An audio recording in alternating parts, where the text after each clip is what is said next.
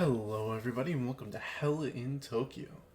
Today, we're going to be talking about Devil Survivor Overclocked, my favorite video game of all time.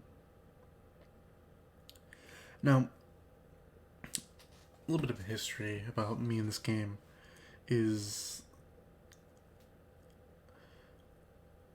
it is the first Megami Tensei game that I completed after my whole Persona awakening, I guess.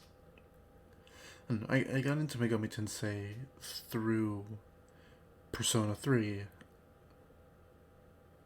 Well, that's kind of a lie. I got into through Persona 5, watching gameplay of that. And my friend had recommended me Persona 3, and it's a whole other topic for another video. But the fact of the matter is that it eventually led me to watching some videos about Devil Survivor, and I was intrigued. You know, the art is wonderful. I think so. It's made by the same guy who does Durarara, and you can tell that inspiration clearly, and that is such a unique and incredible art style that I love. But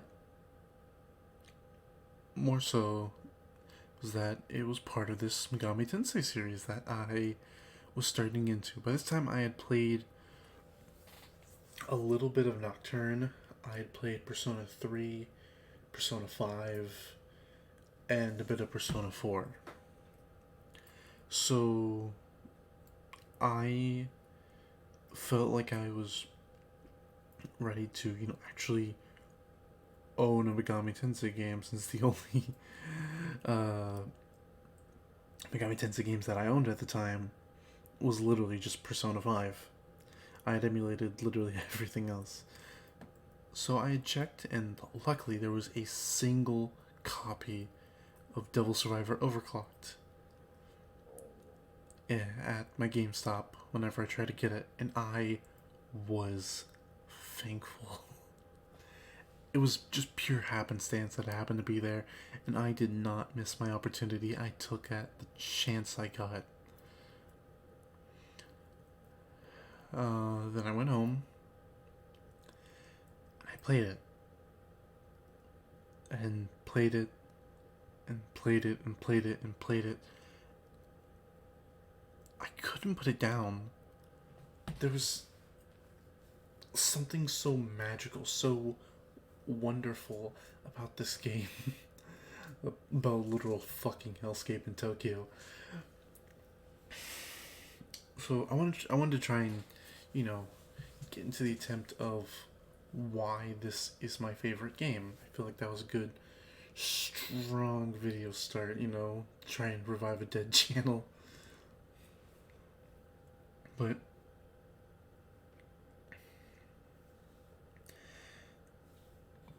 it all starts off with the characters. As good place as any to start off with. You have absolutely just amazing cast of characters. I can confidently say that this is probably the best cast that Megami Tensei has ever had. I have some of the characters up on screen here, and each one of them is so interesting in their own way. You have the main character, who's blue-haired anime bad boy with headphones. You have Atsuro, who is the coolest damn bro to ever stick by your side. And I'm talking about, Ryuji is not anywhere close to how fucking much of a bro Atsuro is.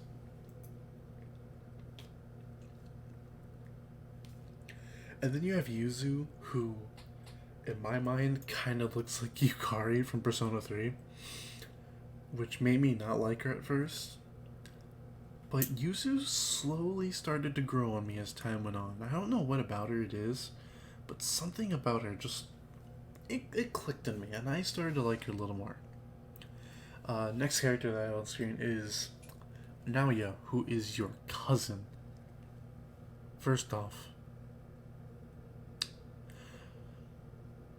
what a interesting design for, a cousin. He looks like a fucking snake. Like, he just genuinely looks serpent like. The way his face, his eyes, the green on his, like, fucking coat look. He always had this, like, snake like look to me, and he is a snake in the story of the game. He just kind of gives people the loop around. He's a fucking snake through and through.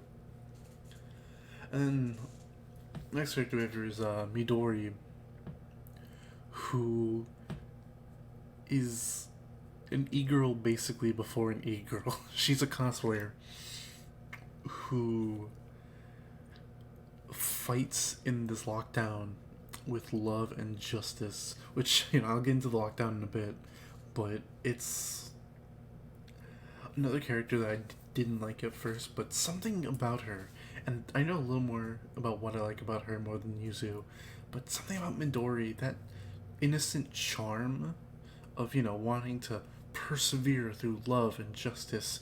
There's something about that that just makes me relate to her in a way. Like, yeah, I'm a very passive person. I don't like conflict, so the idea of fighting for love and justice is always something that, appeals to me. It's why I love anime, why I love games like that and stuff. It's always nice. And then next up is the coolest fucking adult character in this game, Jin, who hangs out with a character named Haru, and she's like a singer for a band. But Jin is, that guy who's like, oh yeah, I want to protect my friends. And just everything from his design, that strong look in his face when he's actually just a super chill dude, is so riveting to see play out. And I have a bunch of Black Frosts here, which any Persona or MegaTen fan will know, because he's actually a character in this game. It's not something you see very often in MegaTen games. You don't often see demons be portrayed as like actual, like, thought-provoking characters unless they are, your special cases, your Mastimas, your Lucifers. You see those, but you don't ever really see someone like Black Frost here. Or Black Frost at a point in the game is literally so inspired to fight with love and heroism that he joins your party with his own set of resistances and everything, and it is so intriguing that instead of having Black Frost as just a summonable demon, he is a party member instead. Now, moving on from the characters, because I could talk about even more of the characters, about how Amane is literally the only fucking law character that I like. Except for, like, Midori and such, they're more law aligned. But moving on to the story, the idea that Tokyo isn't destroyed. It starts off perfectly fine, but the more and more and more you get into it, the more and more Tokyo gets fucked up. Which I believe is, like, an accurate portrayal of what life would be like inside of a lockdown like that. Like, the more and more a human it feels like they're losing that sense of control over their own lives. The more and more they will grasp at it to try and get it back. They'll grasp at anything they can. In this case, it's demons.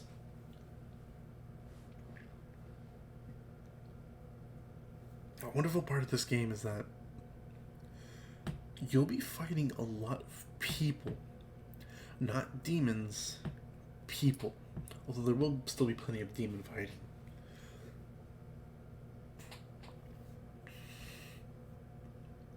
And speaking of demon fighting, the story of Belle and how straight up you accidentally enter the whole Belle Wars is so fascinating. Like, it starts off with you just being like, I don't want to die, I just want to live and survive till the end of this lockdown, to I just fucking absorbed Beelzebub, and I am now the king of Bel. The Tower of Bel will answer to me, and me alone. It's so fucking cool that it is a wonder that this game is not as popular as it is. I don't know anything about sales statistics or anything, but I'm gonna assume that it must have done well enough because, I mean,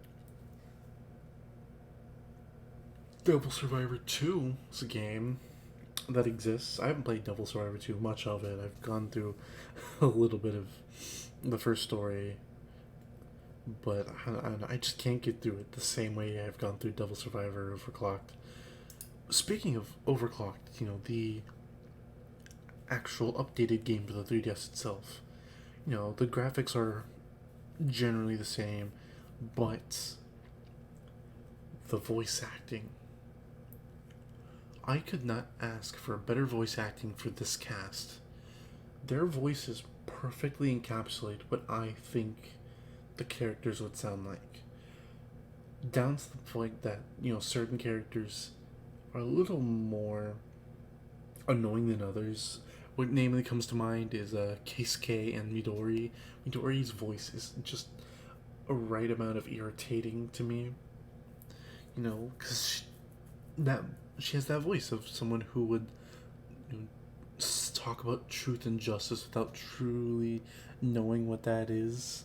Like, I have truth and justice, and I'm gonna fight you with my love, kind of thing.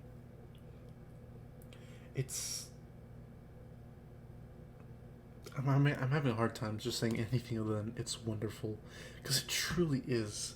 It's truly just something that I find delight in. And another thing that I'm able to say that I find delight in is the combat. The actual gameplay of the game is a blend of Fire Emblem and Shin Megami Tensei, which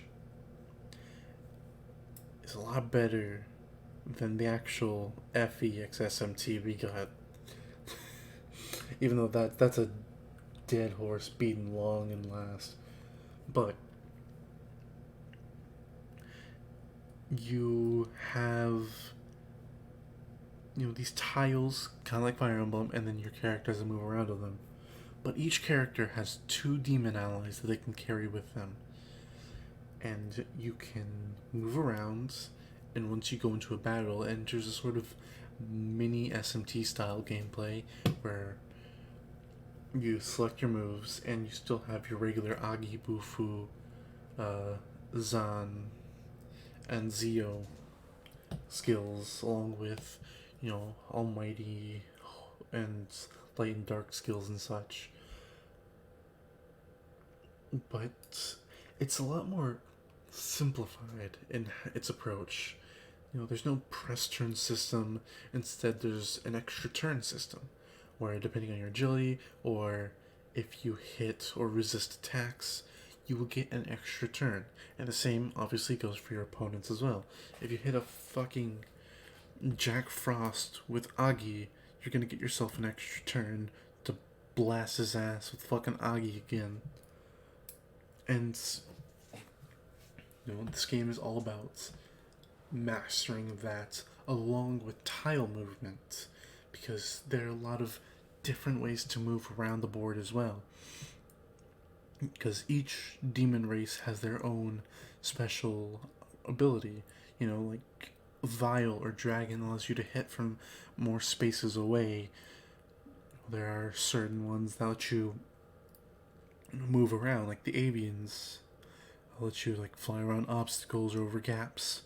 There are some, I think it's the Beasts, that let you move significantly farther for cost of MP. There's so much variety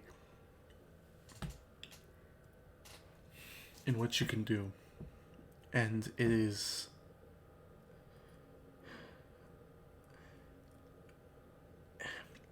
just the way you can customize it feels so much more liberating, because in certain games, you where you can customize, it feels more like you're kind of pushed into one role or another. Like, for example, Nocturne. Nocturne's the best skills in the game are physical build.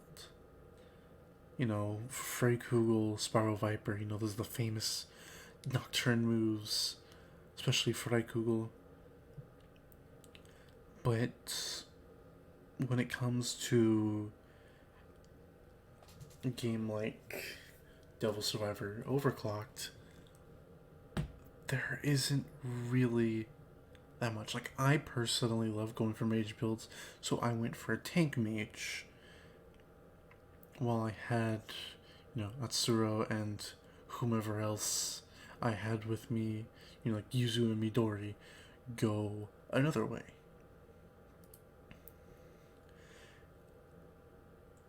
But I could easily go for physical, and the way that moves are given to you through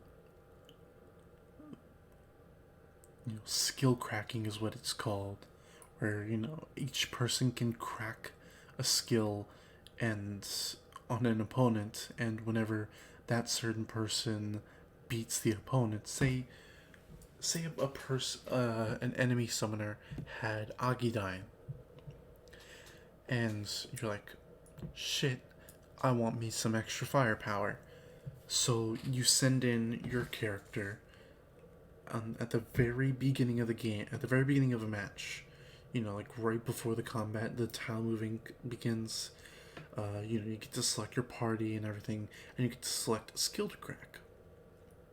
And this is a mechanic that I haven't heard really anyone talk about. I haven't heard anyone talk about the skill cracking mechanic, even though I think it is a wonderful, wonderful addition to this game. And I wish they'd kind of bring it back in some way. Maybe for a Devil Survivor 3.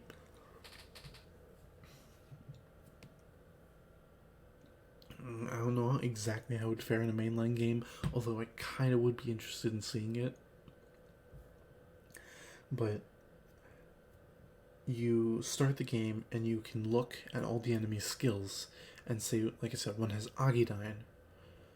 You, at the very beginning, before the match starts, you say, I am going to kill this guy and get Agidine. And you go do that. If another character of yours, say like Atsuro, gets into a fight with him and kills him, I fuck up that chance. I'll have to go find someone else who knows Agidine in another match. But it incentivizes strategy and, picking off your enemies carefully. Oh, this person has Sukukaja. I want that for my team. So you go and you learn Sukukaja from them. But only if you defeat them with the person you do. Or, if you're grinding, you can do what I do and just set every person dialed in on one individual. That way you get one skill no matter what. And while you're grinding, you just get all the skills. slowly but surely. It's a lot slower, but it's a more efficient and surefire way. Because you can target the same person with multiple people.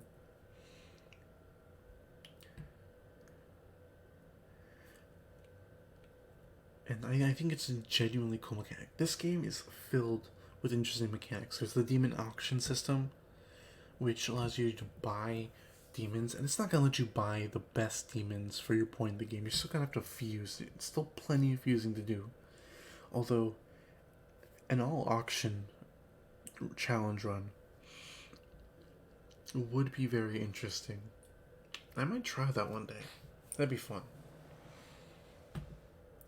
But the auction, allows you to say, "Oh man, I really want a fucking troll." You know, I'll fucking bet on this troll, and so then whenever I win, I'll pick it up. It's mine, and then I can fuse it off to something else. This is also a wonderful game in which shows what you need to fuse a demon as opposed to just fucking, crisscross referencing that shit with a fucking fusion calculator.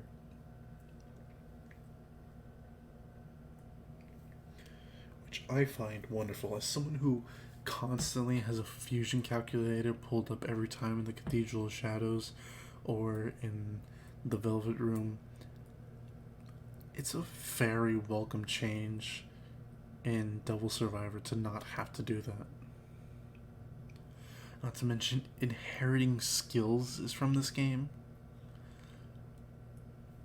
Yeah, inheriting skills, something that this side game managed to do right. Something that should have been in SMT for a while now. There's no excuse to why, Nocturne didn't have it.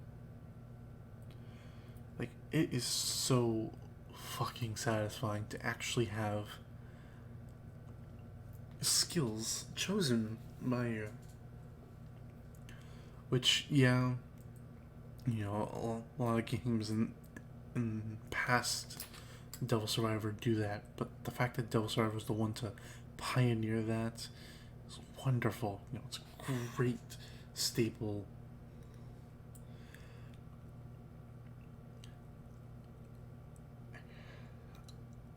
And the last thing that I'd like to talk about is just how it's impacted me. So, my previous favorite game before this is a game called Dishonored, which is a very choice-heavy game, and so is Devil Survivor. I've always had a thing for games where your choice really matters. In Devil Survivor, every choice you make matters.